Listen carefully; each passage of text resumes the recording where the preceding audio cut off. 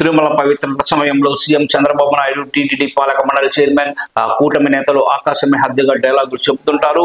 వినడానికి ఎంతో ముచ్చటగా ఉంటాయి. తీరా ఆచరణ విషయానికి వచ్చేసరికి ఆ తిరుమల పవిత్రతను కాపాడడం పెనంలో నుంచి పొయ్యిలో పడ్డ చందంగా ఉంటుందన్న విమర్శ వెలువెత్తుతోంది.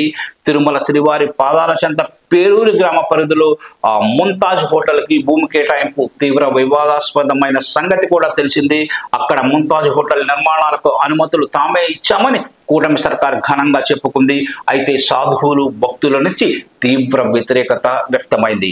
గతంలో ఎన్నడూ లేని విధంగా ఏకంగా తిరుమల శ్రీవారి ఆలయం ఎదుట సాధువులు నిరసనకు దిగారు. దీంతో ప్రభుత్వం తప్పును సరిదిద్దుకుంటోందని అంతా అనుకున్నారు. సీఎం చంద్రబాబు తన మనవడు దేవాంశ్ పుట్టినరోజును పురస్కరించుకుని తిరుమలకు వెళ్ళినప్పుడు లీజును రద్దు చేస్తున్నట్టు కూడా ప్రకటించారు.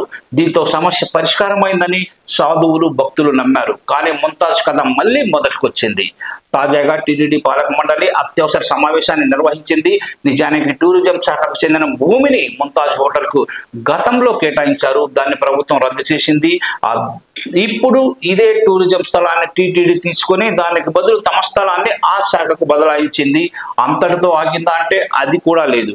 అరవింద్ కంటి ఆసుపత్రి, క్యాన్సర్ ఆసుపత్రి మధ్య టీటీడీకి సంబంధించిన 24.68 ఎకరాలను టూరిజం శాఖకు కేటాయించి దాన్ని ముంతాజ్ హోటల్కు కేటాయిస్తూ టీటీడీ పాలక మండలి తీర్మానించడం గమనార్హం. ఇంతకంటే దుర్మార్గం మరొకటి ఉంటుందా అని టీటీడీ మాజీ చైర్మన్ భూమన కరుణాకర్ రెడ్డి ప్రశ్నించారు. అంతిమంగా ముంతాజ్ హోటల్కు లబ్ధి కలిగించేందుకు ప్రభుత్వ పెద్దలు తాపత్రయపడటాన్ని మనం చూడవచ్చు.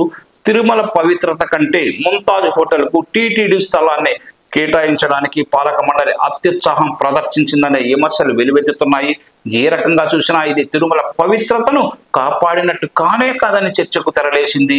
కేవలం టీటీడీ స్థలాన్ని టూరిజం శాఖకు బదలాయించినంత మాత్రాన తిరుమల పవిత్రతను కాపాడినట్టు ఎలా అవుతుందో చెప్పాలని భక్తులు డిమాండ్ చేస్తున్నారు.